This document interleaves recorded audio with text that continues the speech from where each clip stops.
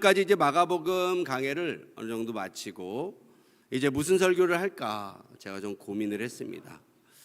그러던 와중에 로마서 같은 성경을 하나 잡고 가고 싶다는 마음이 있습니다만 그 전에 올해 주제에 관해서 좀 설교하고 나가고 싶다는 그런 마음이 들었습니다.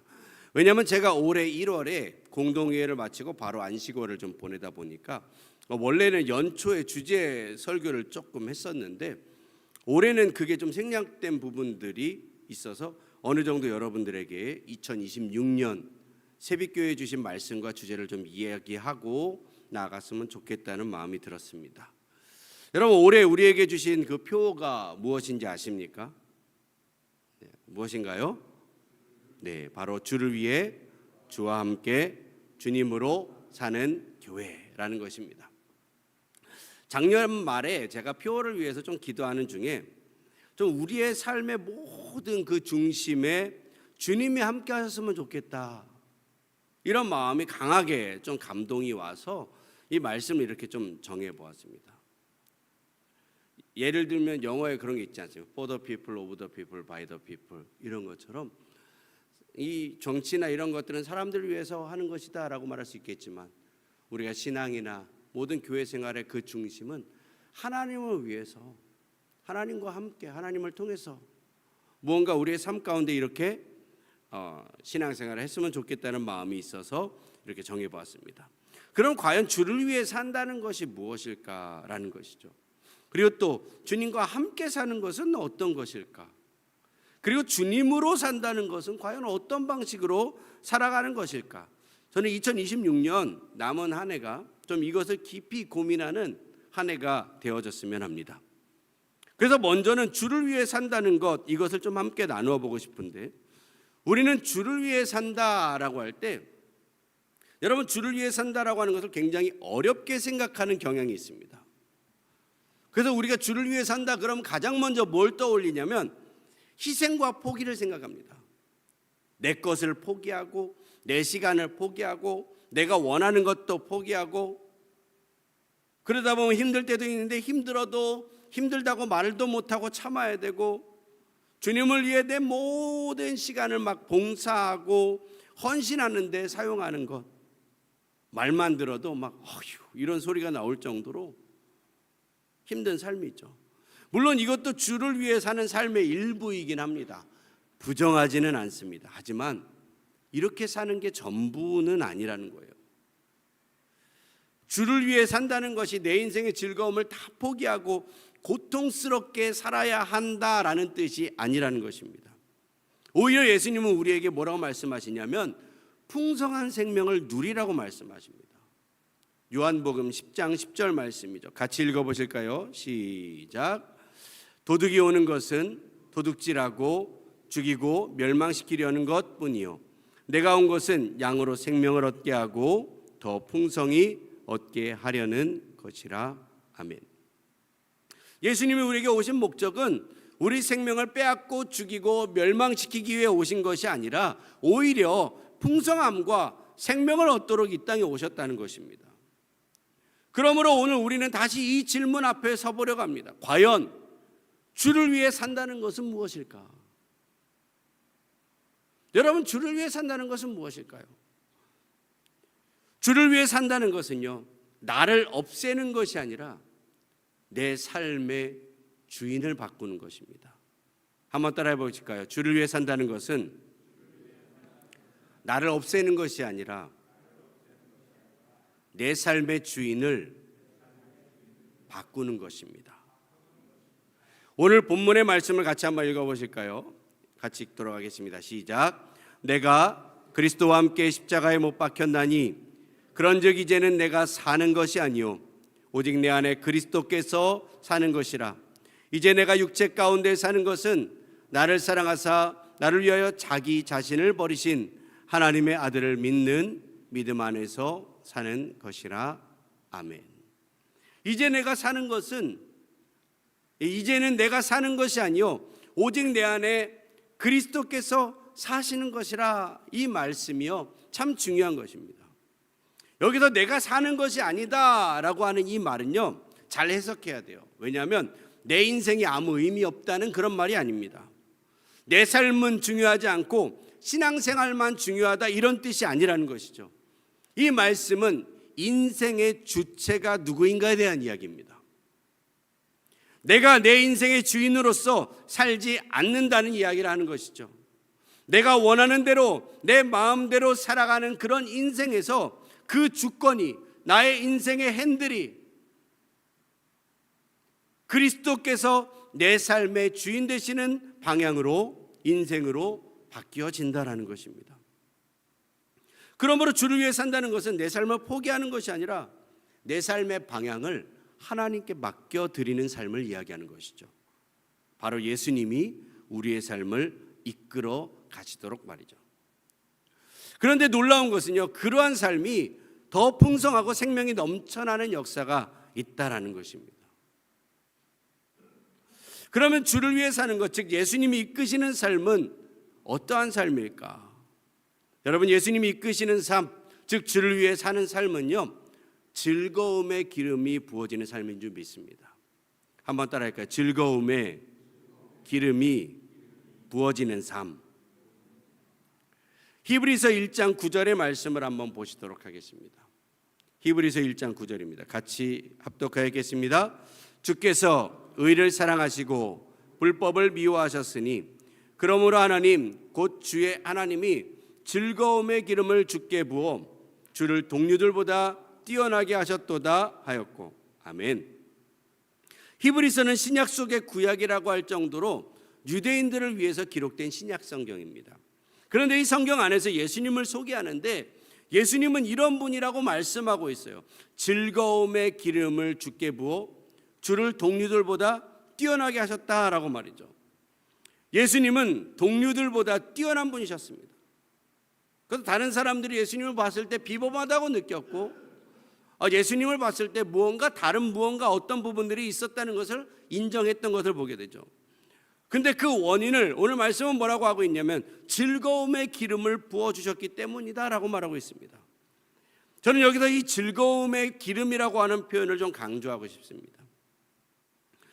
하나님은 우리에게 고통의 십자가만 짊어지라고 말씀하시는 분이 아니셨다는 것이죠.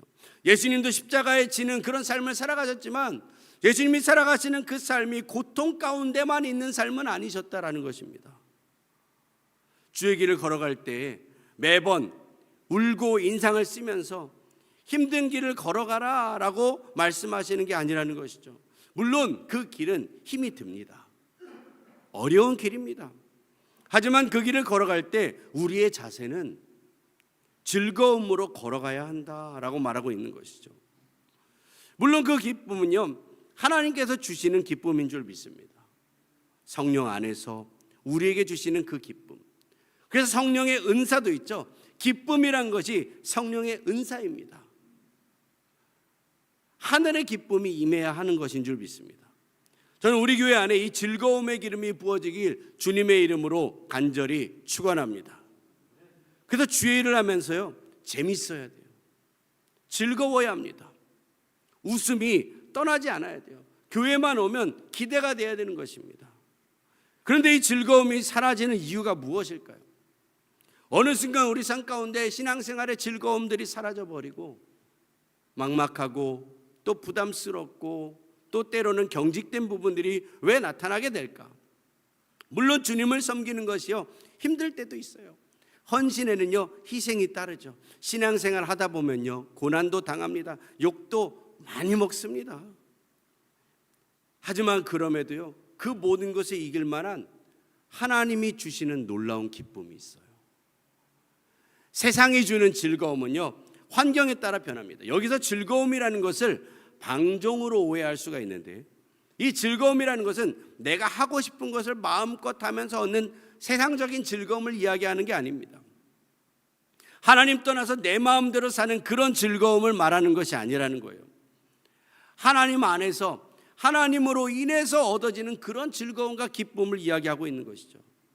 하나님 안에서 누리는 그러한 즐거움이죠. 하나님이 기뻐하시는 일을 하면서 기쁘고 즐거운, 누군가를 섬기면서도 기쁘고 즐거운, 예배를 하면서도 기쁘고 즐거운, 내가요 내 돈 쓰고 시간도 쓰고 열정도 쓰는데 얻어지는 즐거움이 있다는 거예요. 때로는 희생을 하면서도 그 안에 기쁨이 있다는 것입니다. 왜 그럴까요? 내가 좋아하는 일을 해서 기쁜 것이 아니라 내가 사랑하는 주님과 함께 하기 때문에, 사랑하는 교회, 사랑하는 성도들을 섬기는 것에 대한 기쁨과 즐거움이 있다는 것이죠. 여러분, 예전에 한국 교회가 뜨거웠을 때 그때 교회 일을 할 때를 기억해 보세요. 누가 시키지도 않았어요. 돈을 주는 것도 아닙니다. 그 당시 또 다 어렵게 살았잖아요. 막 풍족한 것도 아닙니다.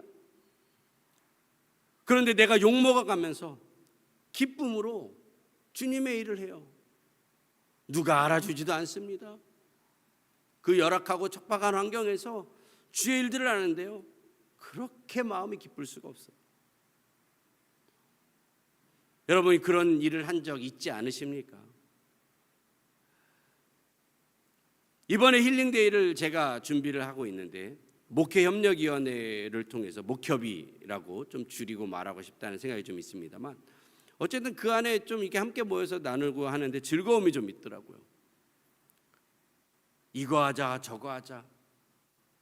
이전에 모임을 하면 좀 경직된 부분들이 좀 있었습니다. 왜냐하면 제가 막 위주로 준비하고 여러분들은 듣고 너가 준비해라, 나는 잘 보겠다, 이런 어떤 마음들로 준비를 하는 경우들이 굉장히 많았었는데, 이번에는 오신 분들이 적극적으로 의욕을 막 표현하고 이렇게 했으면 좋겠습니다, 저렇게 했으면 좋겠습니다.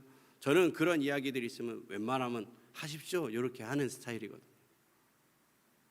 하나님이 그 안에 그 기쁨을 주시고 자원하는 마음을 주셨는데, 목회자가 해야 되는 것은 열심히 섬기고 할 수 있도록 장을 마련하는 것이다라고 생각을 합니다. 근데 어쨌든 그렇게 하면서 막 즐겁게 이거 하자 저거 하자 막 재밌게 준비를 하고 있는데, 저는 이런 행사를 진행하면서도 주 안에 주님이 주시는 그 즐거움이 회복되는 역사가 있기를 간절히 소망하고 기도하고 있습니다. 여러분, 주님이 주시는 그 기쁨과 즐거움들을 누리는 시간들 되시길 주님의 이름으로 축원합니다. 세상적인 기쁨은요, 돈이 있으면 즐겁고 돈이 없으면 힘들고, 일이 잘 되면 즐겁고 일이 안 되면 힘들고, 원하는 것을 내가 얻으면 즐겁고 못 얻으면 힘이 듭니다. 하지만 하나님이 주시는 그 기쁨은 달라요. 환경이 좋아서 기쁜 게 아니라 기쁨의 근원 대신 하나님이 우리와 함께 하시기 때문에 우리는 그 안에서 기쁨이 나오는 것인 줄 믿습니다. 말로 설명하기는 어려울 수 있어요. 상식적으로 이해가 안 될 수도 있습니다. 세상 사람들이 보면 이상하다고 생각할 수 있습니다. 하지만 알 수 없는, 측량할 수 없는, 세상이 이해할 수 없는 그 기쁨이 우리 안에 나타나는 역사가 있길 주의 이름으로 축원합니다. 그래서 그리스도인들은요, 고난 가운데서도 어려운 가운데서도요 기뻐할 수 있는 것이죠. 특별히 가나운인 잔치를 보면 그래요. 예수님이 원하시는 삶의 모습은 무엇일까? 이 가나운인 잔치의 기적은요, 사역 초기에 가나 지방에 혼인 잔치가 열려집니다. 그래서 사람들이 막 모여서 웃고 먹고 마시고 즐거워하는 그런 잔치가 열렸어요. 그런데 문제가 생기죠. 뭐예요? 포도주가 떨어져 버립니다. 잔치가, 축제가 중단될 위기가 처해집니다. 왜냐하면 유대인들은 포도주가 정말 중요했거든요. 물 대신 먹을 수 있는 것이 포도주이기도 했습니다. 그래서 이 포도주가 없어지면 잔치가 중단될 정도로 굉장히 중요한 비중을 차지했어요. 그런데 그런 포도주가 떨어져 버리는 거예요. 잔치가 끝날 위기가 처해졌습니다. 여러분, 우리 인생도 그러지 않습니까? 어느 순간 우리의 포도주가 떨어져 버리는 거예요. 기쁨도 떨어지고 감사도 떨어지고 소망이 떨어져 버립니다. 그러니 힘도 다 빠져버리는 것이죠. 그리고 생각합니다. 이제 끝인가? 이제 기쁨은 사라졌는가? 근데 성경은 그게 끝이 아니라고 말하죠. 그곳에 예수님이 계시다고 말하고 있습니다. 그 잔치를 이어가기 위해, 우리 인생에 새로운 기쁨을 알려주시기 위해 예수님은 그곳에 계시는 것이죠. 그리고 예수님께서 물을 포도주로 바꾸어 버리십니다. 근데 놀라운 건 뭔지 아십니까? 포도로 만든 포도주보다 물로 만든 포도주가 더 맛있더라는 것입니다. 여러분, 물은 어때요? 물이 맛이 있습니까? 물은 무색, 무치, 무미죠. 그런데 그 물로 만든 포도주가요, 그 지방의 명품 포도로 만든 포도주였겠죠. 그것보다 훨씬 더 맛있었다라고 이야기하고 있습니다. 여러분, 이것이 꼭 우리 인생 같지 않으십니까? 무색, 무치, 무미한 우리 인생. 내가 가진 것이 초라해 보일 때가 있지 않습니까? 내가 가진 은사가 남들보다 부족해 보일 수도 있습니다. 내 삶이 남들보다 초라해 보일지도 모르겠습니다. 그런데 예수님의 손에 붙들리면요, 이 초라하고 부족하고 연약한 인생이 비범한 인생이 되어지는 것입니다. 값진 인생 되어질 줄 믿습니다. 명품 인생 되는 것이죠. 중요한 것은 내가 무엇을 가지고 있느냐가 아니에요. 내가 어떤 존재이냐가 중요한 것이 아닙니다. 그것보다 중요한 것은 누구 손에 붙들려 있느냐라는 거예요. 여러분, 예수님의 손에 붙들려 있는 맹물이 되시길 주님의 이름으로 축원합니다. 그럼 우리 맹물 같은 우리의 인생이요, 명품 인생 될 줄 믿습니다. 사람들이 인위적으로 만든 그 기쁨의 포도주보다 맹물 같은 우리의 인생을 변화시켜서 우리의 삶을 기쁨과 희락으로 바꾸실 그 주님을 기대하시길 주의 이름으로 축원합니다. 하지만 여러분, 잘 아셔야 돼요.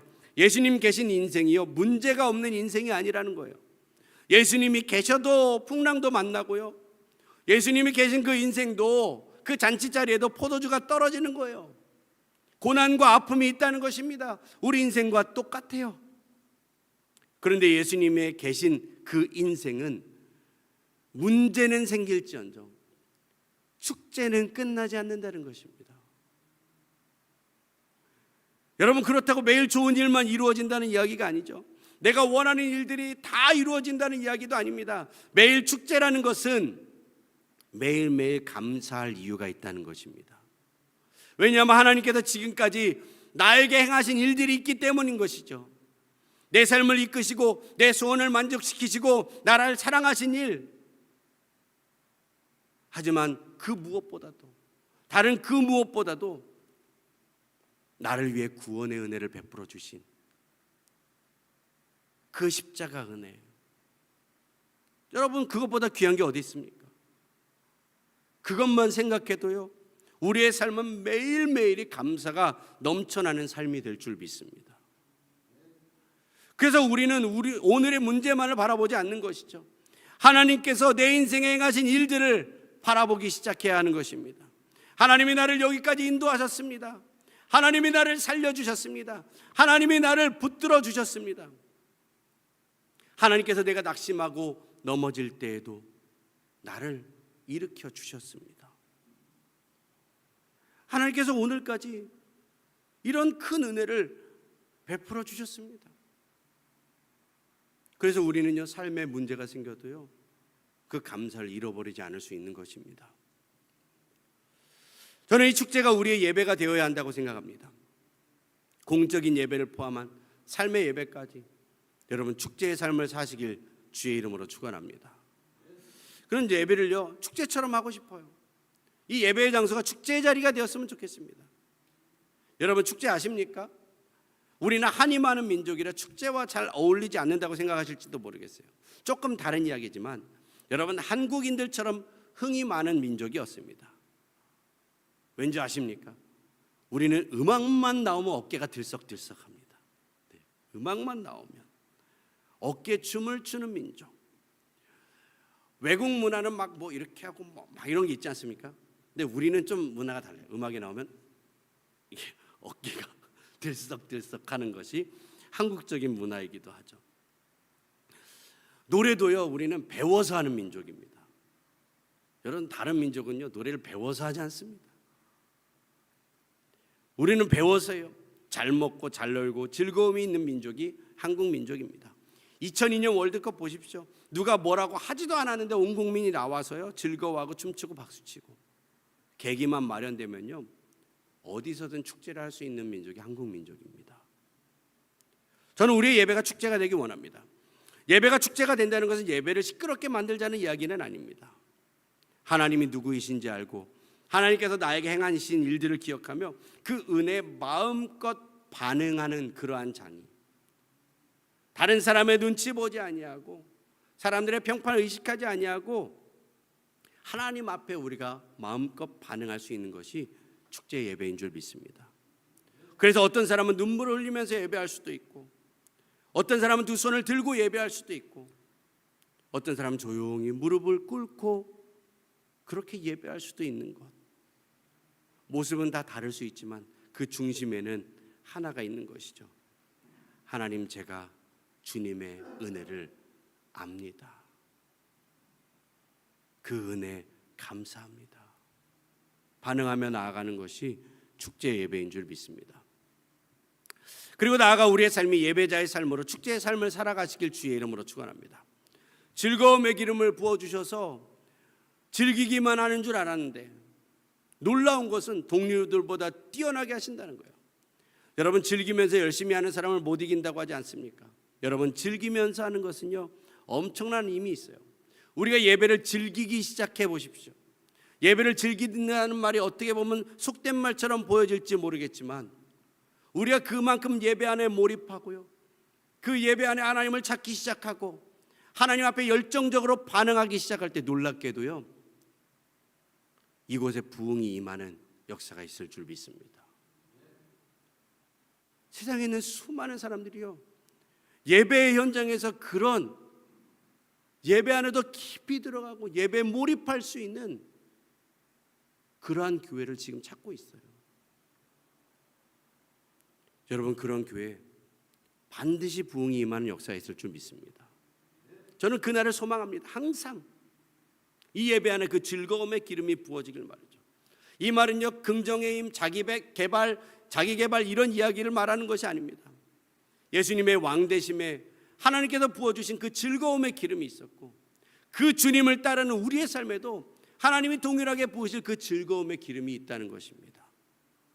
고린도후서 3장 17절 말씀 같이 한번 읽어보실까요? 같이 읽습니다. 시작. 주는 영이시니 주의 영에 계신 곳에는 자유가 있느니라. 주의 영에 계신 곳에는요, 자유가 있는 것입니다. 성령께서 역사하시는 공간, 특별히 예배 가운데 성령이 역사하실 때에 우리는 예배 안에 진정한 자유를 누릴 수 있게 되어질 줄 믿습니다. 그 기쁨과 감격의 예배, 축제의 예배가 우리 삶에서 풀어지는 역사가 일어나길 간절히 축원합니다. 중요한 것은 우리의 삶에서부터 예배의 기쁨이 끊이지 않고 나타나야 되는데, 그러려면 하나님께서 우리에게 행하신 일들로 인하여 감사하며 나아가는 삶이 되어져야 해요. 감사는 지금 좋은 일이 있어서 하는 게 아닙니다. 대부분 그렇게 생각하죠. 좋은 일이 생기면 감사하겠습니다. 그래서 이렇게 많이 말을 해요. 감사할 거리가 있어야 감사하죠. 그렇지 않습니까? 하지만 성경의 감사는 그렇게 말하지 않습니다. 하나님이 나에게 행하신 일들을 기억하기 때문에 감사하는 것입니다. 감사를 영어 단어로 THANK, thank라고 하죠. 근데 생각이라고 하는 말, think, THINK, I와 A만 달라요. 같은 어원에서 나왔습니다. 감사라고 하는 것은 어떻게 생각하느냐에 따라서 달라지는 것이죠. 그래서 감사는 상황에 대한 나의 반응이 아니라 하나님을 향한 믿음의 고백인 줄 믿습니다. 오늘 문제가 아무것도 해결되지 않았다 하더라도요, 우리는 고백할 수 있습니다. 하나님, 감사합니다. 한번 따라해 보실까요? 하나님, 감사합니다. 왜냐하면 문제가 해결되었기 때문이 아니라 하나님께서 여전히 나의 하나님이시기 때문에, 그 하나님이 나를 위해 예수 그리스도를 주시기까지 사랑하셨기 때문에, 그래서 오늘도 나를 위한 위대한 일들을 행하고 계시기 때문에, 또 앞으로도 나를 위해 놀라운 일들을 행하실 것이기 때문에 우리는 그 하나님 한 분만으로도 감사할 수 있는 것인 줄 믿습니다. 우리는 2026년 표어를 이렇게 정해보았습니다. 주를 위해 주님과 주님으로 사는 교회. 제가 영어로 써놨어요. For God, with God, through God. 이 말은 이거예요. 내 인생의 목적을 나에게 두는 것이 아니라, 나를 위해 사는 삶이 아니라 주님과 함께 걷는 삶을 이야기하는 것이죠. 혼자서 외로운 인생 살다가 지치고 고나여 쓰러지는 그러한 인생 아니라, 내 힘으로 내 능력으로 사는 삶이 아니라 내 안에 계신 그리스도로 살아가는 삶을 말하는 것입니다. 그래서 그 영향력이 나의 삶에서도 빛으로 세상 가운데 비추어지는 삶이 되시길 주님의 이름으로 소망합니다. 내가 사는 것이 아니라 내 안에 그리스도께서 사시는 삶. 이런 삶에서 나타나는 게 무엇일까요? 기쁨이 있고 자유가 있고 감사가 있고 축제의 삶을 살게 되는 것이죠. 말씀을 정리합니다. 그래서 주를 위해 산다는 것은요, 모든 것을 포기하고 고통스럽게 사는 삶을 말하는 것이 아닙니다.